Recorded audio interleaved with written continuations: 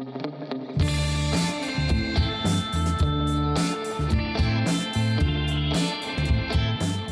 áfram höldum við með föstudagsþáttinn á N4 og næst ætlum við að vippa okkur yfir í Skagafjörð.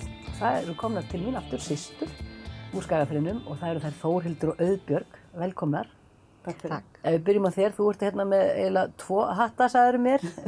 Þú ert annars vegar verkefnastjóri Vörusmiðjunnar, er það ekki?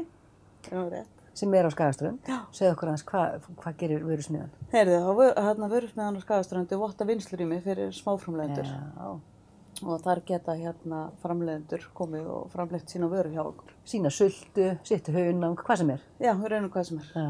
Og bændur geta komið og unnið sitt kjöt og komið í neytendapakningar. Og ekki nóg með það, heldur nú eru smáframleiðendur á ferðinni. Já, það er mjög skemmtilegt verkefni sem við fórum á stað núna fyrir viku síðan. Já. Og smáframleiðendur á ferðinni er í raun og veru sölubíll. Já. Sem að selur vörur frá smáframleiðendum. Fyllir bílinn þarna á Skagaströnd af öllu dótinu og keyrir svo bara sveitirnar. Já, við erum með svona ákveðin stopp, ákveðið leiðakerfi fyrir bílinn.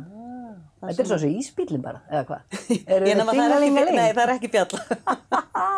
Og þú ert bílstjórinn, ekki satt? Ég er bílstjórinn, já. Varstu búin að fara pröfurund?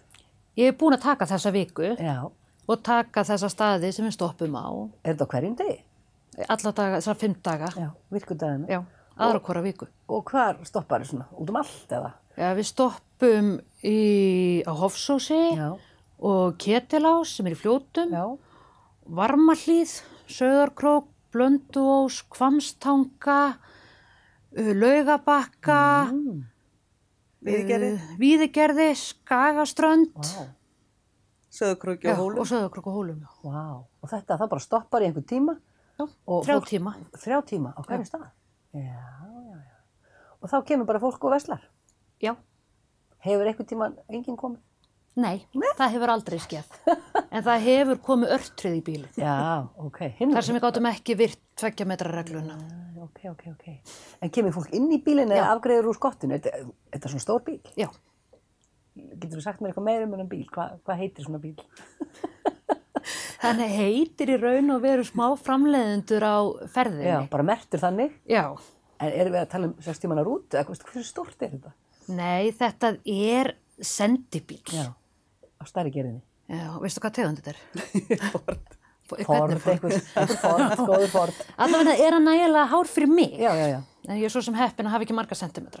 Þú stendur bara uppreitt inn í honum og það er bara búðaborðið? Nei, við erum með frysti þar sem við erum með vörur frá kjötframleiðendum. Og við erum með, í frystinum erum við með ærkjöt og lambakjöt, folaldakjöt og nautakjöt. Við höfum ekki verið með neitt fisk. Nei, ekki ennþá? Ekki ennþá, nei. Og eitthvað fleira sem er það ekki í frysti? Já, svo erum við með kæli. Já. Og þar inni erum við með grænmeti og ber og sultu. Já. Og svo erum við með kál og kryddjurtir. Og svo erum við líka með hillu þar sem að vörurnar eru í sem þurfa ekki að vera í kæli. Og þar erum við með garn og fæðubótaefni og svo erum við með krem. Vá, og þetta er allt sem er framleitt á svæðinu? Já. Eitthvað hlýtur svona verkefni að kosta svona bíl, maður tínir hann ekki alveg að trjánum. Hvernig er þetta fjármagnað? Já, þetta er fjármagnað einmitt og sóknaráætlun SSNVAF. Þegar við sóttum styrk? Já, fengum styrk frá þeim til þess að pröfukeyra þetta verkefni. Því að okkar markmið er að raun og veru auka aðgengi að þessum vörum smáframleiðenda og gera fólki raun og veru auðveldara með að nálgast það. Og þetta er svona einn liður í því að pröfa svona bíl. Þetta hefur ekki verið gert í þessu formi áður. Nei.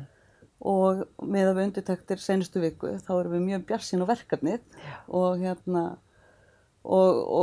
verður gaman að sjá hvernig það þróast bara í raun og veru. Og fólk hefur ekki bara verið að koma að forvitnast, heldur líka að kaupa. Já.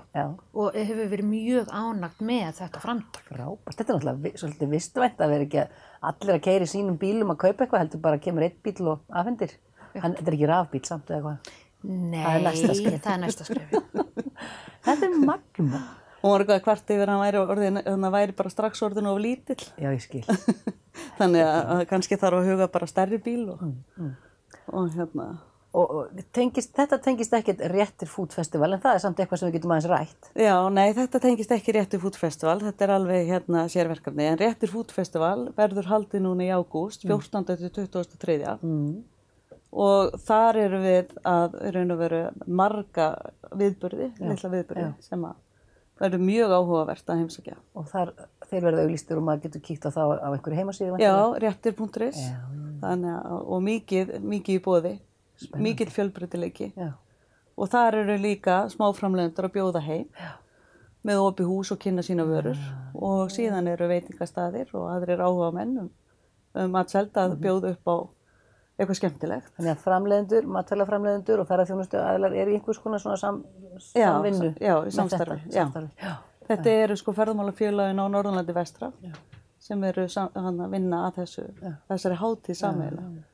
Þannig að það mjög skemmt. Þið hafið gert þetta nokkur sinnum áður, hversu oft? Einu sinni. Bara einu sinni? Já, í fyrra og tókst alveg svakalega vel, var mikil gleði og fólk mjög duglegt að sækja viðburðina. Þannig að það bara blásið í og búið að auka viðburðum og voru viðburðir fyrra sem voru uppseldur og það var bara ákveð að halda fleiri og svo framvegis. Þannig að það mjög jákvæmt. Þetta komið til að vera, væntanlega. Já, klárlega. Og bíllinn verður hann á ferðinni í vetur? Eða hvað sjáu þið fyrir ykkur? Við getum alveg hugsað okkur að keyra núna. Við erum með í raun og veru áætlun fyrir hann í júlí og ágúst. Og sjáum alveg fyrir okkur að lengja verkefni þar sem að við finnum þörfina að veita þessa þjónustu. Fólk mjög ánægt með hana. Og við finnum þörfina á því að fólk geti nálgast þessa vöru á einfaldan hátt. Er þetta eitthvað sem gæti orðið svo sjálfbært? Þú veist, fólk er að versla og þetta, nú ertu náttúrulega ekki með styrki, en kannski gæti þetta orðið sjálfbært þannig? Já, það er alveg möguleiki. Fólk er duglegt að versla? Já, það er bara svolítið þannig og það verður náttúrulega svolítið bara tíminn að leiða í ljós hvernig verkefnið þróast og einmitt, er þetta þá komið til þess að vera? Myndi þetta breyta kannski kauphegðun okkar? Já. Að mæta, bíllinn verður þarna. Geymið það, ég ætla ekki að fara strax að kaupa þetta kjöt því að það kemur á morgun. Já. Þetta gæti haft áhrif á svona kauphegðun. Skipuleggja sig. Þetta var áhugavert. Takk fyrir að koma. Erum við að brenna inni með eitthvað að lokum? Hvenær til dæmis? Já, mér bara langar til þess að benda á það að í raun og veru í sambandi við þetta verkefni eru fleiri leiðir sem við erum að gera með vörusmiðju Biopól. Þar var að koma upp ný heimasíða, vörusmiðjan.is og þar er hægt að nálgast áætlunarleiðina hjá bílnum. Þannig að það er hægt að fylgjast með honum. Og síðan í haust verður sett upp netverslun enn og aftur til þess að auka aðgengi fyrir fólk af vöru beint frá bíli úr heimabyggð. En það er líka möguleika að panta hjá framleiðendum og fá þá pakkan sem sendan með bíl. Já, bara beint frá þeim í staðinn fyrir, já. Allt að gerast í Skagafirði, heyri ég. Takk kærlega fyrir komin og gangi ykkur svakalega vel með þetta. Takk fyrir okkur.